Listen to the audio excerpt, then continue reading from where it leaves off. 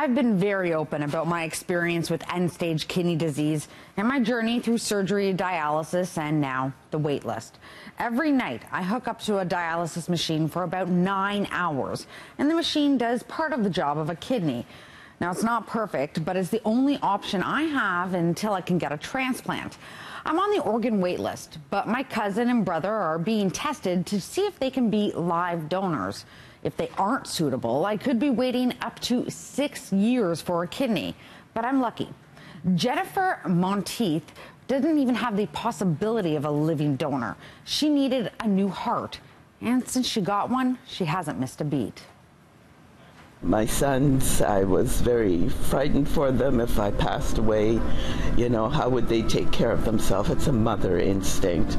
They're two amazingly bright sons, and I'm sure that they do fantastic, because they did take care of my business while I was getting my transplant. I made more money than I did. Monteith is a familiar face at the exhibition center. She runs a support store for all the conventioners and trade shows that set up at the X. She was in her early 50s with no family history of heart disease when she learned that the left part of her heart wasn't working. I had to go on and get an LVAD, which is a left ventricular assist device, to get me strong enough to possibly get a heart transplant. And she waited for 20 months, working, hoping, and being grateful for the life she was still able to lead. And in January 2010, she decided to have a little celebration that she was still alive. I had my pork chops and green beans and mashed potatoes and my glass of red wine. The phone rang and I decided no.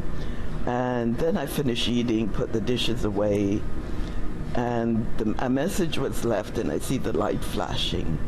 I says, wow. Could this be that call? Why would they call now after 20 months? Nah.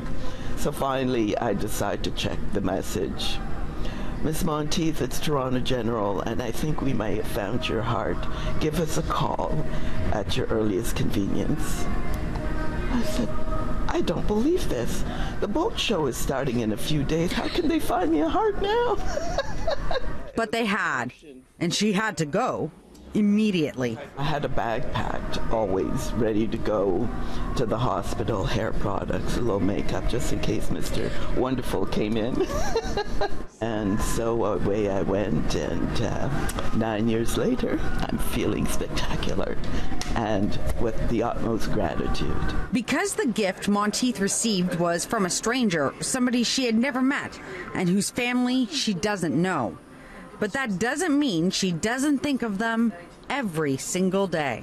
Part of my prayers every morning is to thank my donor family. Every morning and every night, I thank them for the sacrifice they had to go through to allow me to get a second chance at life.